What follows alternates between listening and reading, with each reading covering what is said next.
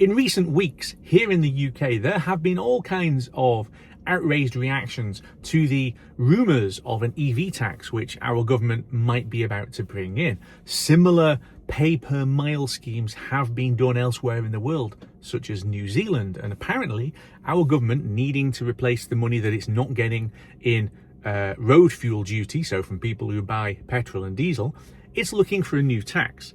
An awful lot of hot takes, and I think all of them are wrong.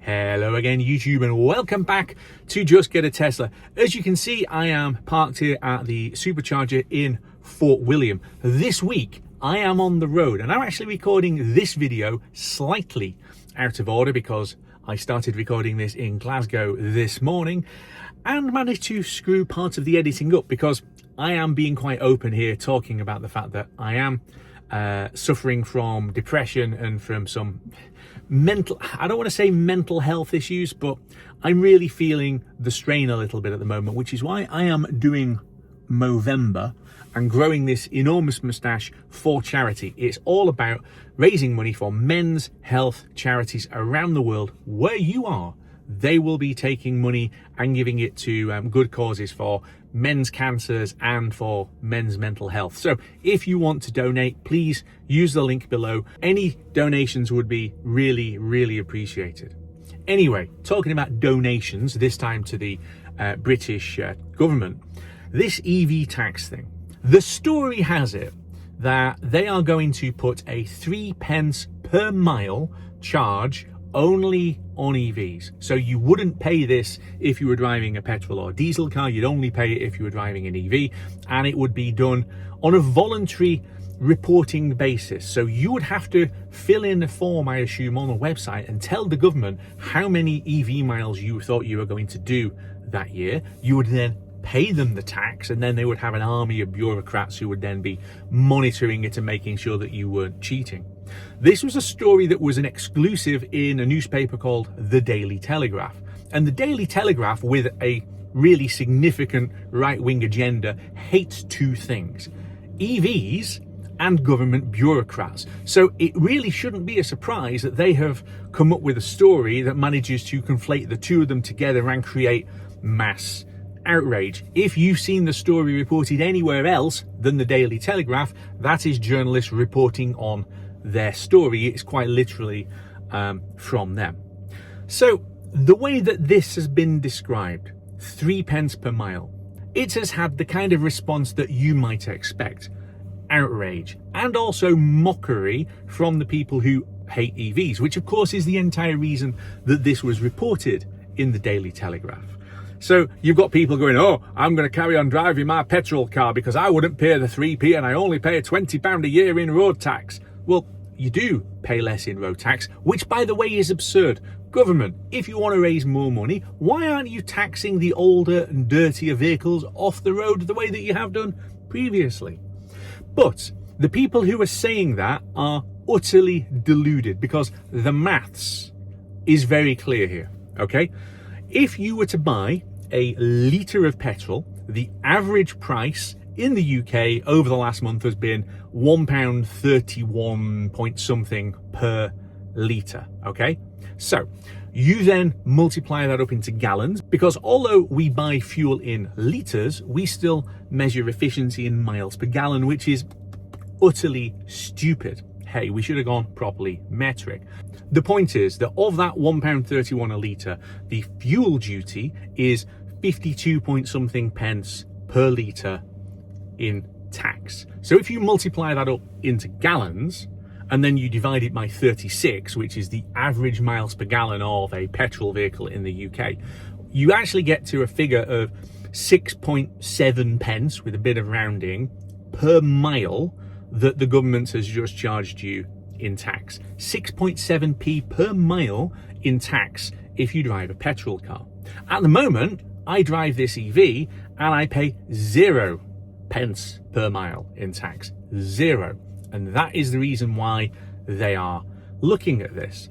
But it gets worse.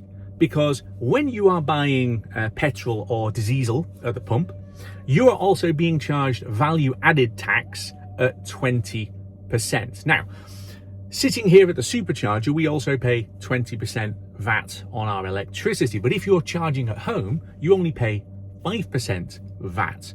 So 5% VAT is obviously less than 20% VAT, which means that for most people, most of the time, doing most of their charging at home on their EV, they're paying 0 in fuel duty and they're paying a quarter of the VAT. You can understand why the government is looking at this. Quite frankly, there is an awful lot of money that is being taken off it as people convert from petrol to electric. And they absolutely are converting from petrol to electric, and that isn't going to stop. And I know there are some politicians out there who say net stupid zero, right? Stupid politicians who call it net stupid zero and say they're going to scrap the whole thing. Here's the point. Let's assume for a minute that we did have stupid politicians elected in the UK and they did scrap net stupid zero and they scrapped the target of having everybody driving an EV by, I think it's 2035 at the moment. Even if they did that, the manufacturers are not going to start manufacturing lots of petrol and diesel cars just for the UK. I don't know how to break it to some of these stupid people, but the UK is a relatively small global market. What we would get would be the cast-offs from the developing world, because every other developing country is absolutely continuing the transition to EVs, whether we like it or not. So it doesn't matter about emissions or what's happening in China, and this is always the excuse, or we're having to pay to turn these wind farms off and all the rest of it. It's stupid, let's scrap it. It doesn't matter. Ford are not going to sell you a petrol Fiesta, whatever our government does. It won't sell you a Fiesta, and it certainly won't sell you one that's got a new petrol engine. That is all dead. So the transition happens regardless of party politics, So that I think they're going to have to raise money somewhere. So in principle, my hot take is the opposite of most people's hot takes, which is that a 3 pence per mile tax is absolutely fine. It is significantly less than you would pay if you were driving the Lexus that's parked next to me, right? Significantly less, both in terms of the tax and in terms of the VAT.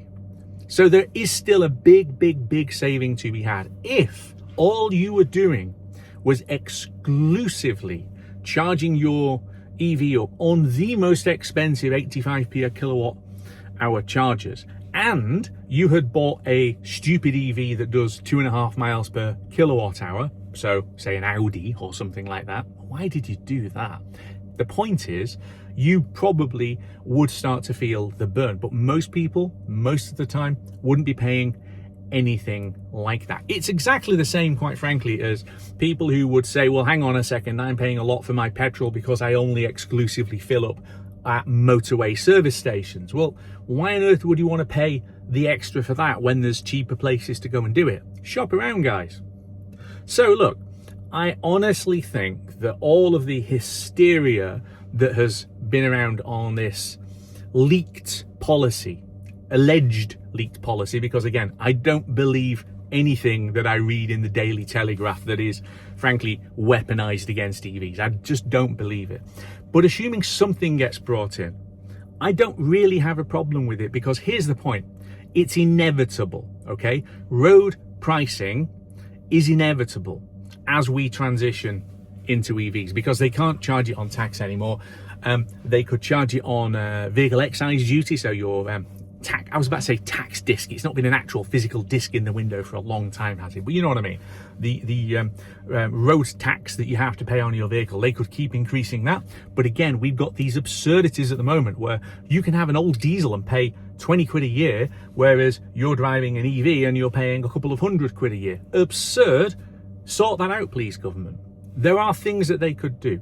But on this inevitability point and the outrage that's been confected over this, I really am reminded of a decade ago, okay? So I'm old and grey, and I had a Nissan Leaf a decade ago. And at the time when I had my Nissan Leaf, you could drive up and down the country, and although there were few and far between chargers on the motorway network, they were free, okay? Free, rapid charging. And I say rapid because 50 kilowatts was the maximum that could be output, and it wouldn't do that for very long. But the point is, people were outraged at the point when Ecotricity then started charging for electricity. How very dare they was the response on EV forums and things like that. How very dare they start charging us money? It should be free by rights. Well, nothing in this life is free, okay? So the idea of having to pay is fine.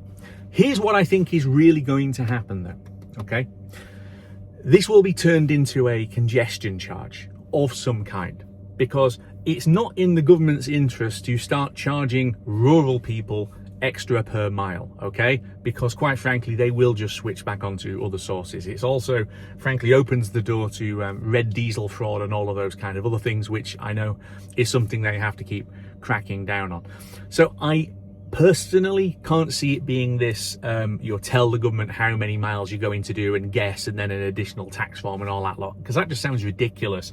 Hard to administer, costly to administer, costly to police. This is going to get turned into basically all of these little tracking cameras that you see here and there. When you cross the Dartford Bridge or go through the Tyne Tunnel, the cameras take a note of your registration and give you until the end of the day after to pay the toll.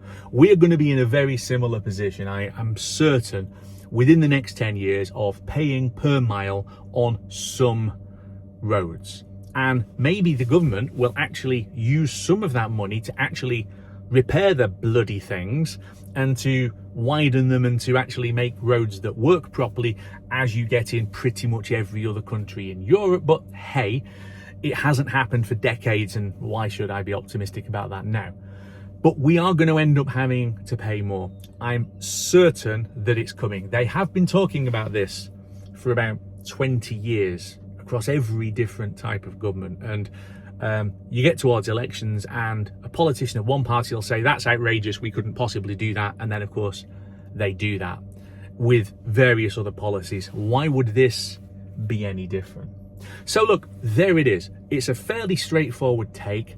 I will be very interested to see what actually happens in the budget. But if you're in the UK, what do you think? Would you be happy having to pay a relatively small percentage of what a petrol driver has to pay? Would you be happy? Would you accept that? If you're not in the UK, what is the situation in your country? I mentioned New Zealand earlier. I believe they have just scrapped the EV only part of this and it's gone to everybody.